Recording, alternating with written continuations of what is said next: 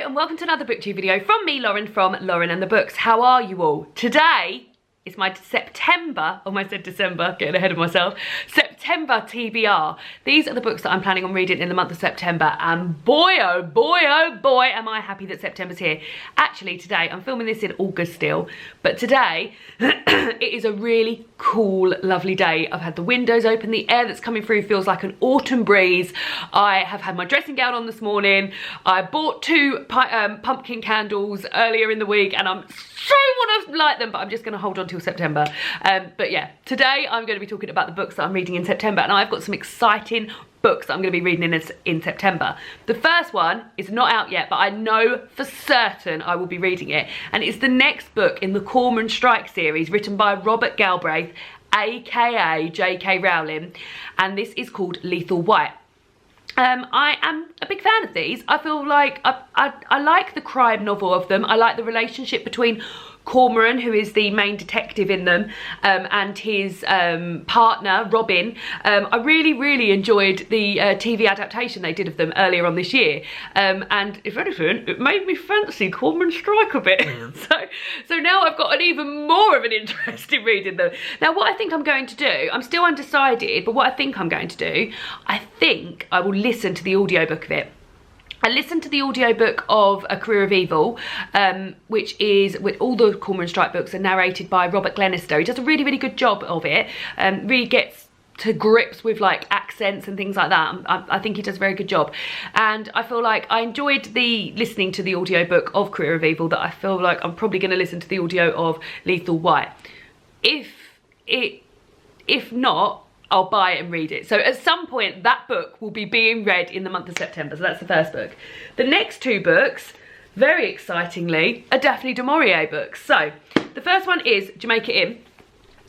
This is being done as a... Ange from Beyond the Pages is doing a read-along of... she's reading basically all... She's reading all the Daphne du Maurier books. And this so happened to have fallen in September. Now, this was the first ever Daphne du Maurier book that I ever read. I read it about 2 or 3 years ago in August.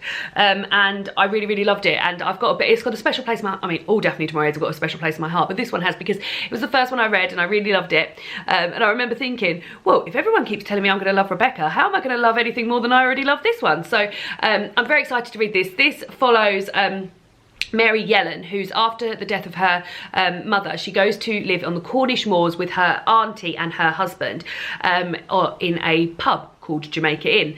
That pub is the meeting point for some smugglers, and it's like the hub for a gang of criminals.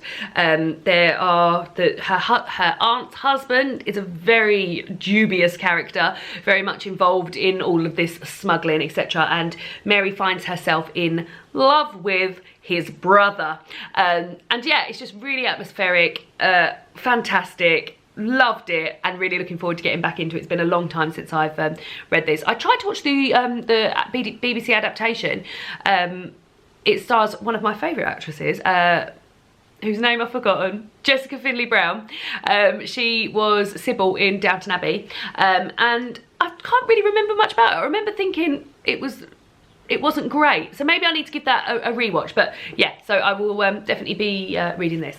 And then the next Daphne du Maurier is The Birds, which is a collection of short stories, my favourite collection of short stories by Daphne du Maurier. We are reading this for my book club at work. So, I mean, it's always a worry, isn't it, to read one of your favourite authors at a book club in the hopes that everyone will love it. And this, I thought, would be a great one. We're going to be reading this the first week of October, so we always go for sort of like a creepy read, in the sense of getting in the mood for Halloween. And I thought this would be a great one. The Birds is probably my favourite short story of all time. I just find it so amazing, and the suspense built up in this sort of like monotonous place is just fantastic. And the other short stories are really good in here too. So this particular collection includes Monte Verita, The Apple Tree, The Little Photographer, Kiss Me Again Stranger, and The Old Man. And The Apple Tree is one that I particularly remember as well. So 2 Daphne du Maurier books in September already, and a J.K. Rowling book. We're off to a good start. This next one is also off to a good start. So this is one that I bought when I went on the BookTube meetup in March, and I've been holding on to it until then because I wanted to read it near when the second one was going to be out. So this is Nevermore, The Trials of Morrigan Crow by Jessica Townsend. This is a new series of books, and they sort of, every so often, like, you hear about a series that's like likened to Harry Potter or something like that. But I've heard this actually stands up. It follows Morrigan Crow here, and she's cursed and destined to die on her 11th birthday. I'm molting quite a lot today. On her 11th birthday, but as the clock strikes midnight, she's whisked away by a remarkable man called Jupiter North and taken to the secret city of Nevermore, and there she has to take part in some trials. So this is the first one. The second one, which is called Wondersmith, The Calling of Morrigan Crow, is out on the 23rd of October. I actually thought it was out on the 23rd of September, but I've been looking forward to reading this for such a long time. I thought if I read it the month before the second one's out, at least the second one's out like the following month, so I won't have that long to wait. So this is something that I've been really looking forward to. Mercedes has said to me that the Christmas chapters are fantastic. I mean, you don't need to tell me anything else other than the Christmas chapters are fantastic to get me to read a book. And I cannot wait to read it. So really, really, really excited to read that. Then I've got some non-fiction. So one of my colleagues is going to Iceland for a little weekend away, and we were talking about it, and then I was like, oh, I've got a book about Iceland, I will lend you it, it's very, very good, it's a non-fiction book. And then when I was talking about it, I was like, bloody hell, I want to read that. So I'm going to read it, and then I'm going to lend it to her. It is Names for the Sea, Strangers in Iceland by Sarah Moss. This is a book that has featured many times on my channel. I often reread it when it starts to get a bit cooler, and I think last year I read it for non-fiction November. The year before was the first year I'd read it. So this follows Sarah Moss, who is an author. She's written some of my fave books. She's written The Tidal Zone, and I'm very fond of her writing. And her husband and their 2 children in 2009 moved to Iceland, to Reykjavik, for a year, and I really, really love the way this is set out. So this is set out in the way that each chapter explains a different aspect of life in Iceland. It goes through the seasons, it talks about the food, it talks about Iceland mythology, it talks about the education system, the health system, and all the while being really informative. It is so, so beautifully written as well. I mean, I know Sarah Moss is a beautiful writer, so yeah, I really, really love it. I find it really informative and enjoyable, and really makes me want to visit Iceland. So yeah, maybe I'll do that one day.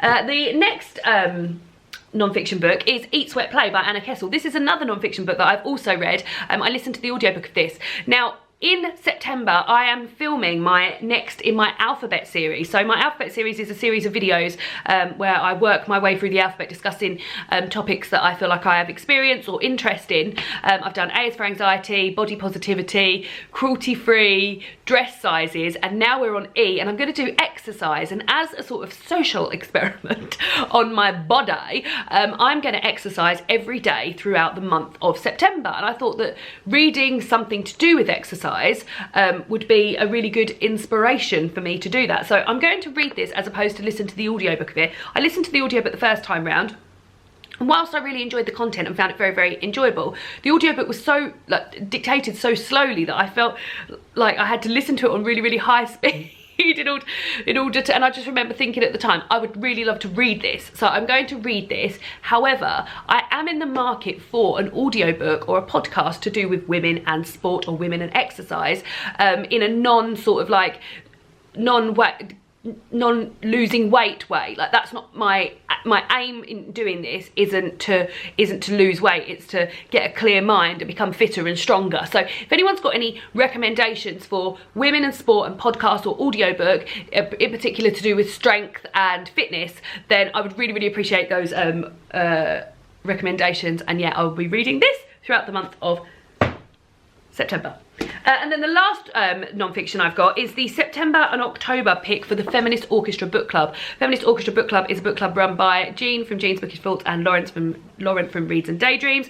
And when they were talking about this, I was like, bloody hell, I'm well up for this. If I read you this blurb, just the first paragraph of the blurb, I'll be like, I think you'll be into it. She's everywhere when you start looking for her, the Trainwreck. She's Britney Spears shaving her head, Whitney Houston saying crack is whack, and Amy Winehouse dying in front of millions. But the Trainwreck is as old and as meaningful as feminism itself. From Mary Wollstonecraft to Charlotte Bronte, Billie Holiday, Sylvia Plath, and even Hillary Clinton's, Sage Dubois' Trainwreck dissects a centuries-old phenomenon and asks us what it means now when we have unprecedented access to celebrities and civilians alike, and when women are pushing harder than ever against the boundaries of what it means to behave.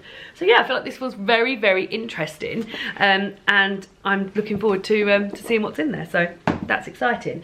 And then the next one is a book that has been long listed for the Man Booker, and I got this in the post. I didn't know it was coming, and I hauled it recently. It's Washington Black by Essie Adugian, and I just feel very excited about this, and I really, really, really am looking forward to reading it. This is about Washington Black, who at the time of the opening of this novel is an 11-year-old field slave. His two English brothers take over the plantation that he's working at, and they get chatting with Washington, and they want him to help him create the perfect aerial machine, which I assume is this guy here. I just feel very, very excited about this book, and I've heard good things, so looking forward to reading that as well. The next one is also one that I've recently hauled, and that is A Winter's Promise by Christelle Dubois. This is the first book in the Mirror Visitor. Oh God, this front cover is absolutely gorgeous. In the Mirror Visitor series, and yeah, it sounds very, very exciting. It follows a character called Ophelia, who cares little about appearance or other people's opinions of herself, and she possesses two special gifts: an unrivaled talent for reading the past of objects and the ability to travel through mirrors. She gets promised into a marriage that she's not very happy about, and she moves to his city. I can't remember what it's called. It's got a really good name. The city has got a very, very good name. She's desperately rummaging for it. City Celeste, it's written here, and they're in the company of her inscrutable future husband. Ophelia slowly realises that she's a pawn in a political game that will have far-reaching ramifications not only for her but for her entire world. So yes, I feel very excited about that. Look at it. So, and that's a translation from French as well. And then the last one is a book that you've probably never heard of. It's quite a small new series. It is the Harry Potter and the Prisoner of Azkaban illustrated edition. David's mum bought this for me last year, and I haven't even looked in it. Now was just the first time I've looked in it, and just seen the end papers there, because I really like to discover these and have a look at the photo, have a look at the pictures as you go. And yeah, I haven't read any Harry Potter for a while. I try to reread the series at least once a year, and the most recent thing I've been doing is reading the illustrated ones to balance it on my shoulder because it's so heavy. Reading the illustrated ones and then going on to the audiobooks for the ones that I don't have. Now, the illustrated Goblet of Fire isn't going to be out this year because Jim Kay needs a bit more time to draw some pictures. I'm willing to give him some time, so that's going to be out next year. So I'm going to read this and then listen to the last 4 in the series on Audible. So yeah, that's going down because it's too heavy. So those are the books that I'm planning on reading in the month of September. I would say it looks like a pretty bloody good month in September.